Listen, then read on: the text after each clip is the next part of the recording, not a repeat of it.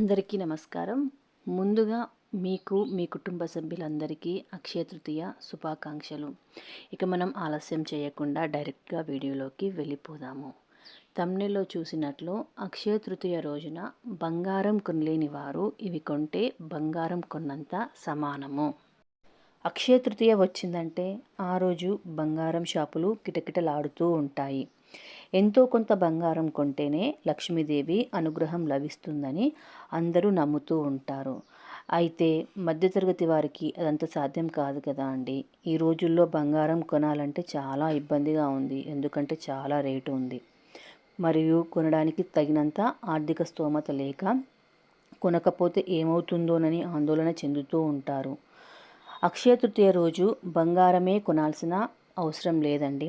గోల్డ్‌కు బదులు మరికొన్ని వస్తువులు కొన్నా బంగారంతో సమానమేనని చాలామంది పండితులు చెబుతున్నారు. ఇప్పుడు అలాంటి వస్తువుల గురించి మనం తెలుసుకుందాము. బంగారం కొనలేని వారు కనీసం వెండి వస్తువులు కొనుగోలు చేస్తారు. బంగారం, వెండి రెండు నవగ్రహాలను సూచిస్తుంది. గురువు, శుక్రులను సూచిస్తుంది. కానీ బంగారంతో పాటు శ్రీ మహాలక్ష్మికి ప్రతీకగా ఉండే కొన్ని శుభవస్తువులను అక్షయ తృతీయ రోజున కొనుగోలు చేయడం వల్ల ఇంట్లో సంపద, సంతోషం, మనశ్శాంతి పెరుగుతుంది. అక్షయ అంటే ఎప్పటికీ తగ్గని విలువ అని అర్థం. అందుకే కొన్ని వస్తువులు కొనడం శుభ ఫలితాలను ఇస్తుందని శాస్త్రాలు చెబుతున్నాయి. అవేంటో ఇప్పుడు చూసేద్దాం.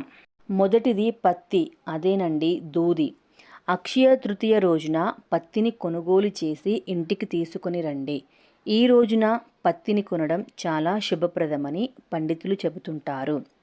దేవుడి పూజకు, దీపారాధనకు పత్తి చాలా ముఖ్యం.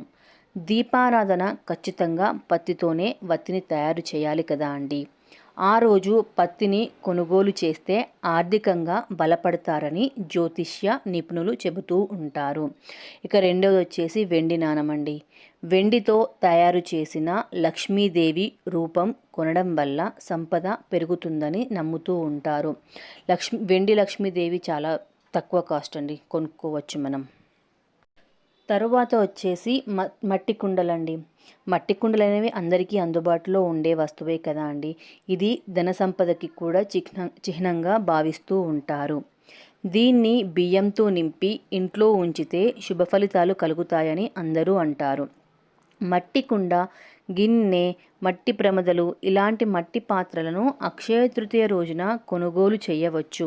బంగారం కొనలేని వారు మట్టి కుండలను కొంటే బంగారం కొన్నట్లే. అందుకే పూర్వం ఎంత సంపద ఉన్నవారైనా మట్టి కుండలనే ఉపయోగించేవారు. తర్వాతది వచ్చేసి కొత్త దుస్తువులండి.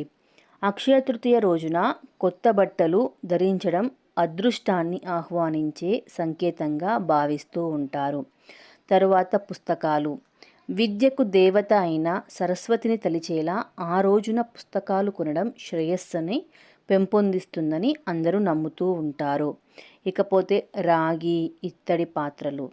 శుభప్రదమైన లోహాలైన రాగి, ఇత్తడి పాత్రలను ఈ రోజున కొనడం సౌభాగ్యానికి దారితీస్తుందని పెద్దలు చెబుతూ ఉంటారు. తరువాత రాతి ఉప్పు. ఆ రోజున రాతి ఉప్పును ఇంటికి తీసుకురావడం వల్ల శ్రేయస్సు కలుగుతుందని అంటారు. అయితే ఆ రోజు కొనుగోలు చేసిన రాతి ఉప్పును తినకూడదని గుర్తుపెట్టుకోండి. బార్లీ లేదా పసుపు ఆవాలు. అక్షయ తృతీయ రోజున బార్లీ లేదా పసుపు ఆవాలు కొని ఇంటికి తీసుకొని రండి. బార్లీ లేదా పసుపు ఆవాలు కొనడం బంగారం, వెండి వంటి లోహాలను కొన్నంత సమానమని అందరూ అంటూ ఉంటారు. నెక్స్ట్ గవ్వలండి. గవ్వలంటే లక్ష్మీదేవికి చాలా చాలా ఇష్టం అండి. అక్షయ తృతీయ రోజున గవ్వలను కొనడం చాలా శుభప్రదంగా భావిస్తూ ఉంటారు.